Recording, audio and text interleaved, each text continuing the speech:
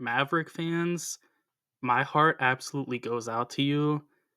I am a Luka fan, and I'm somewhat in mourning just because I thought he was going to retire a Mav, perhaps. At the very least, I thought when he came back, the Mavs were going to compete. And, he's now in Los Angeles. I am completely dumbfounded by this move. I think if you look at the move in a vacuum and say 32-year-old Anthony Davis for 26-year-old Luka Doncic, you don't do the move. And if it was 26-year-old Anthony Davis for 26-year-old Luka Doncic, I would still probably say you don't do the move. And with that said, Davis, he has a game that's predicated on athletic abilities, like lob threats or being a lob threat, and being mobile as a big man to get blocks. He's getting up there.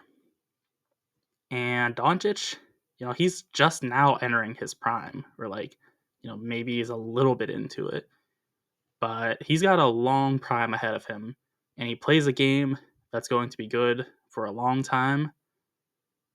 I hate this move even more when you factor in that Anthony Davis is, I'll call him a 4.5. He's kind of a power forward, kind of a center. I like him more as a center, but I'm also just very nerdy, and I'm like, if you can't shoot the three, you have to be a center. So let's just say he's a 4.5. You have Derek Lively and Daniel Gafford already as centers. They're fives. What are you trying to do? You're trying to make a, you know, triplet tower?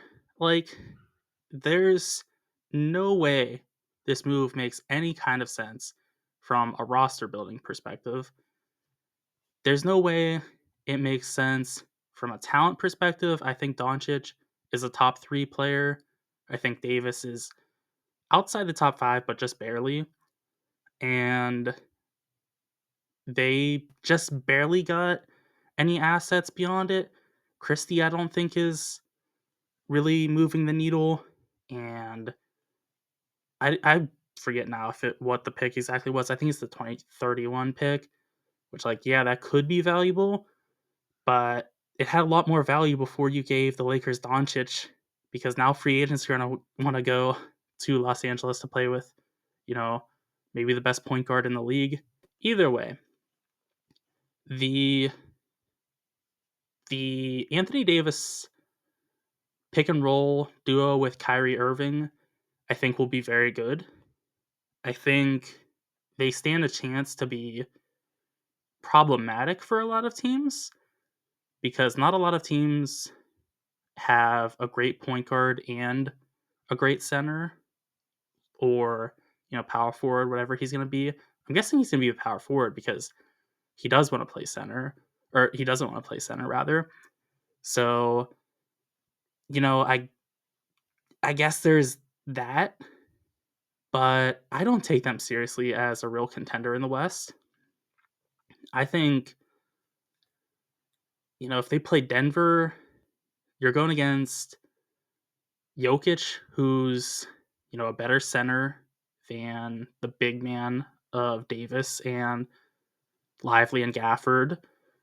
And Murray, he's not, in my opinion, Murray's pretty decently worse than Irving, but he's, at least a respectable player. So, I don't see that as just, oh yeah, the Mavs would just overwhelm them. Maybe the Mavs can beat them, if the Mavs are making threes and the Nuggets are taking twos, that's something. And then OKC, you don't want to build your team to beat any one team, just because if you don't get that team, you look like an idiot. But OKC, they got Shea. I'll take Shea over Irving. I like Irving, but give me Shea all day.